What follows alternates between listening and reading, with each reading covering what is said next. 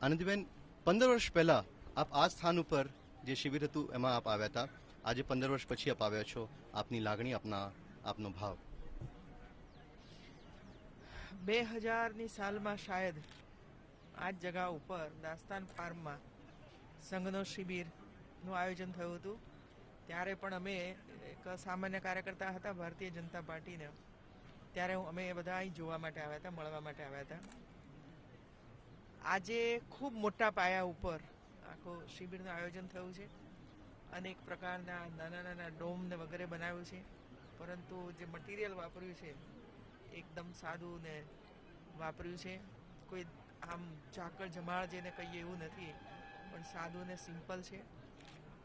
પહેલી વાર શાયદ ટેકનોલોજીનો ઉપયોગ કરીને ગ્લોબલ વોર્મિંગ અને આપણો ભવ્ય ભૂતકાળ એનો મલ્ટીમીડિયા દ્વારા કામ કર્યું છે. એ પણ આવકારદાયક છે. પહેલી વખત નહોતું આવું બધું એવું છે.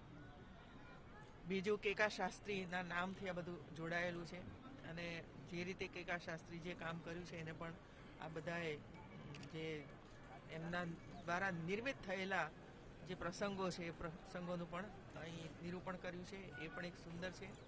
20,000 કરતાં પણ વધારે સંઘના સ્વયંસેવકો અહીં 3 દિવસ રહીને અનેક પ્રકારની જે જિજ્ઞાસા હશે એને પણ પૂરી કરીને જશે, નવું જ્ઞાન લઈને જશે, નવી ઉર્જા લઈને જશે.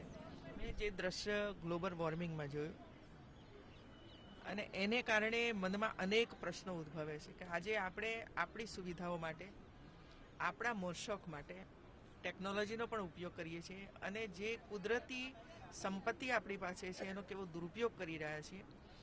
અને આપણને આજે તો બધું ગમે છે અને એનો લાભ પણ લઈએ છીએ, પરંતુ ભવિષ્યની જે પેઢી છે આપણી, એ પેઢી માટે આપણે વિચાર નથી કરતા કે એ લોકો કેવી રીતે જીવશે. એમને શુદ્ધ હવામાન નહીં મળે ત્યારે કેવી રીતે જીવશે. એમને જંગલો નહીં હોય તો કાર્બન ડાયોક્સાઇડ એમના શરીરમાં જશે તો કેટલો વર્ષે એ લોકો જીવી શકશે.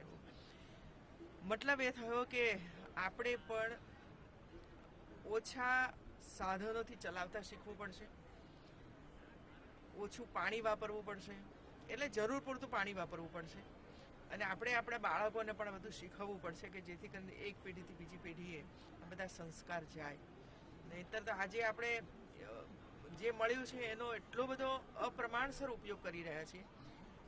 પીવું છે પાણી ગ્લાસમાં, પણ પૂરો ગ્લાસ આપણે પાણી નથી પીતા અને બાકીનું આપણે ફેંકી દઈએ છીએ. એટલે આવા નાના નાના ઉદાહરણો દ્વારા સમાજને જાગૃતિ લાવવાની જરૂરિયાત છે. આજે જે દેવાશીષના બાળકો જોવા માટે આવ્યા હતા એમને મેં, આમ તો સ્વભાવ મારો શિક્ષકનો એટલે હોમવર્ક છેલ્લે આપવું જોઈએ, એટલે મેં એમને કહ્યું કે સ્કૂલમાં જઈને નિબંધ લખજો આના ઉપર, કે જેથી કરીને શાયદ 10 બાળકોમાંથી એકાદ બાળકને પણ એના જીવનની અંદર આ ઉતારશે ને તો હજારો બાળકો એના જીવનની અંદર ઉતારશે એવું છે. એટલે એક દ્રષ્ટિએ જોઈએ તો આ એક જ્ઞાન લેવા માટેનું આ સ્થળ છે, શીખવા માટેનું આ સ્થળ છે. અને આપણા જે કોઈ ભૂતકાળમાં, વર્તમાનમાં દેશ સેવા જે બધા કરી રહ્યા છે એની અંદરથી પણ દેશ સેવાના ગુણો, મૂલ્ય વૃદ્ધિ માટે આ બધું જરૂરી છે આપણને.